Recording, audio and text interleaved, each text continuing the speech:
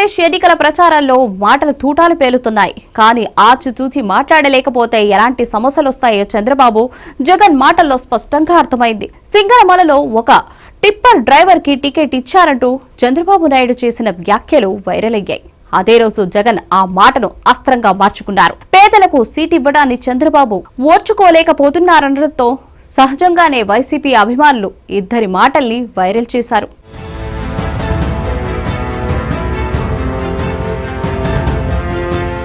ఆంధ్రప్రదేశ్లో ప్రధాన ప్రత్యర్థులిద్దరూ ప్రజల్లోకి వచ్చారు. రాయలసీమ జిల్లాలో ప్రచారం హోరెత్తిస్తున్నారు.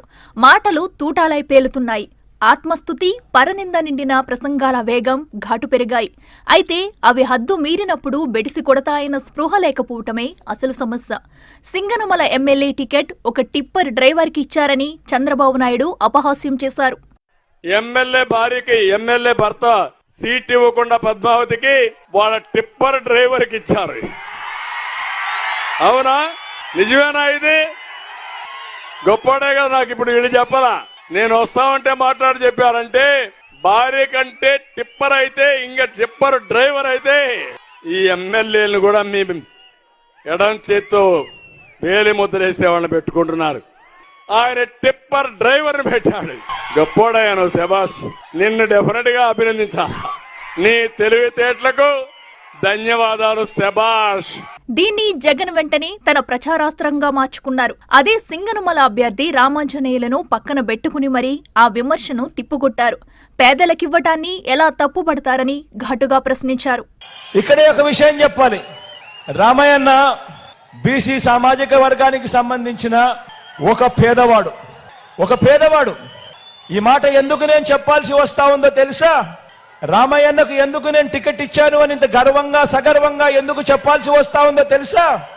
కారణం ఏమిటంటే చంద్రబాబు నాయుడు గారు నిన్ననేనా ఈ పొద్దు ఈ రోజే చంద్రబాబు నాయుడు గారు సింగనమల నియోజకవర్గానికి వెళ్ళాడు.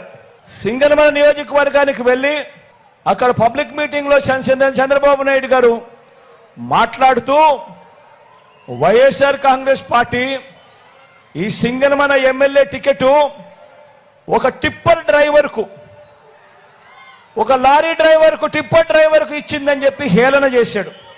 ఒక టిప్పర్ డ్రైవర్కు, ఒక లారీ డ్రైవర్కు ఇచ్చారు అని హేళన చేస్తూ చంద్రబాబు నాయుడు గారు తూలనాడుతూ ఆ పిల్లాడు చదువుల గురించి కూడా తూలనాడుతూ అబద్ధాలు చెప్పాడు.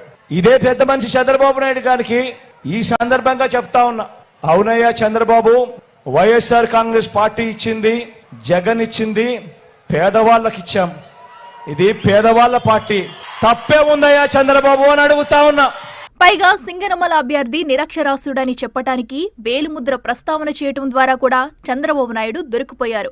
పైగా చంద్రబాబు కంటే ఎక్కువగా చదువుకున్నప్పటికీ ఆయన హయంలో ఉద్యోగం రాకపోవటం వల్లనే టిప్పర్ డ్రైవర్ అయ్యాడని చెప్పటం ద్వారా చంద్రబాబును ఇరకాటంలోకి నెట్టారు. కానీ ఆ పిల్లాడు చదివింది చంద్రబాబు నాయుడు గారి కన్నా పెద్ద చదువులు. ఆ వీరాంజనేయులు, ఆ ఎమ్మెల్యే అభ్యర్థి, సింగనమల ఎమ్మెల్యే అభ్యర్థి చదివింది ఎంఏ ఎకనామిక్స్. అక్కడితో కూడా ఆగిపోలేదు. ఎంఏ ఎకనామిక్స్ చదివి బిఈడి కూడా పూర్తి చేశాడు.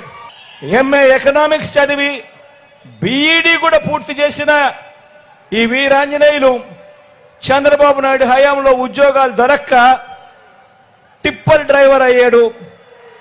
లారీ డ్రైవర్ అయి తన కుటుంబాన్ని పోషించుకుంటా ఉన్నాడు.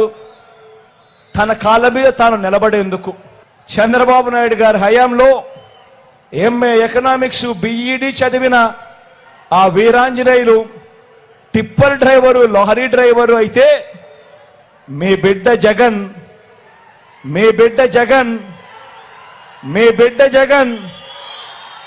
అదే వీరాంజనేయుల్లో ఏకంగా ఎమ్మెల్యే టికెట్ ఇచ్చి సింగనమల ఎమ్మెల్యే అభ్యర్థిగా నిలబెట్టాడు.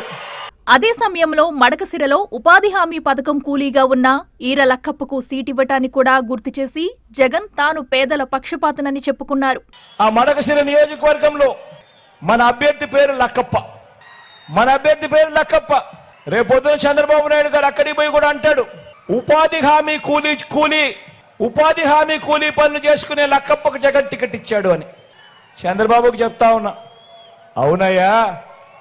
అవునయ్యా జగన్ ఇచ్చాడు.